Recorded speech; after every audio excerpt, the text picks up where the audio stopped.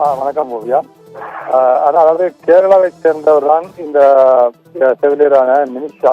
இவர் கேரளாவை சேர்ந்தவர். 2017ஆம் ஆண்டு தன்னுடைய ஏமன் நாட்டில் தன்னுடைய வணிக கூட்டாளியான சலால் அப்தோ மஹ்தி அப்படின்றவரை கொலை செய்ததற்காகத்தான் ஏமனில் அவர் தற்பொழுது மரண தண்டனையை எதிர்கொண்டிருக்கின்றார். அந்த மஹ்தி தன்னுடைய பாஸ்போர்ட்டை செய்து உடல் ரீதியாக இவரை நிமிஷாவை துன்புறுத்தியதாகவும் நிதி ரீதியாக துன்புறுத்தியதாகவும் நிமிஷா குற்றம் சாட்டியிருக்கின்றார். அவர் அந்த பிரச்சனைகளை எதிர்கொண்ட பிறகுதான் நிமிஷா அவரை கொண்டதாக தகவலானது தெரிவிக்கப்படுகின்றது. அது மட்டுமில்லாமல் அந்த மஹ்தி அப்படின்றவருக்கு இந்த நிமிஷா மயக்க மருந்து கொடுத்தார்.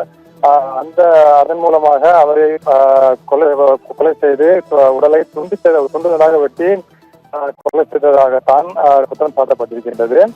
இந்த நிலையில்தான் ஏமன் நீதிமன்றம் 2020ஆம் ஆண்டு இந்த நர்ஸ் நிமிஷாவுக்கு மரண தண்டனை விதித்தது. இந்த மரண தண்டனையானது நவம்பர் 2023ஆம் ஆண்டு நவம்பர் மாதத்தில் அங்கிருக்கக்கூடிய உச்ச நீதித்துறை கவுன்சிலால் உறுதி செய்யப்பட்டிருக்கின்றது. இதனை அடுத்துதான் நிமிஷாவுடைய மரண தண்டனை ஜூலை 16 இந்த வருகின்ற 16ஆம் தேதி நிறைவேற்றப்பட இருக்கின்றது. இந்த நிலையில்தான் அவருடைய மரண தண்டனையை தடுப்பதற்கு இந்திய அரசாங்கமானது தொடர்ந்து முயற்சிகளை மேற்கொண்டு வருவதாகவும் தெரிவிக்கப்பட்டது. ஆனால் ஏமனில் அங்கு ஹவுதி நிர்வாக ராஜதந்திர உறவுகள் இல்லாததன் காரணமாக பேச்சுவார்த்தை சிக்கலாக இருப்பதாக தெரிவிக்கப்படுகின்றது. இதனிடையேதான் மகத்தினுடைய அந்த குடும்பத்தினரிடமிருந்து மன்னிப்பு பெறுவதற்கான ஒரு முயற்சியையும் இந்த நிமிஷாவுடைய குடும்பத்தினர் மேற்கொண்டதாக தகவலானது தெரிவிக்கப்படுகின்றது. நிமிஷாவுடைய தாயார் பிரேமா குமாரி அங்கு அந்த மகதியினுடைய குடும்பத்தினுடன் பேச்சுவார்த்தை நடத்தி அவரிடமிருந்து அந்த குடும்பத்தினிடமிருந்து மன்னிப்பு பெற ஏமனில் இருப்பதாகவும் தகவலானது தெரிவிக்கப்பட்டது. இது மட்டுமில்லாமல் பல்வேறு மனித உரிமைகள் குழுக்களும் மனித உரிமைகள் அமைப்புகள் இந்திய அரசாங்கத்தை இந்த விவகாரத்தில் தலையிடுமாறும் வலியுறுத்தியிருந்தன. இந்த நிலையில்தான் இந்த திட்டமிடப்பட்ட மரண தண்டனை நிறைவேற்றப்படுவதற்கு இன்னும் சில நாட்கள் தான் இருக்கின்றன. ஏன்னா 16ஆம் தேதி மரண தண்டனை நிறைவேற்றப்படும் என்று அறிவிக்கப்பட்டிருக்கின்றது. இது நிலைமை மிகவும் மோசமாக ஒரு சூழ்நிலை இருந்து கொண்டிருக்கின்றது.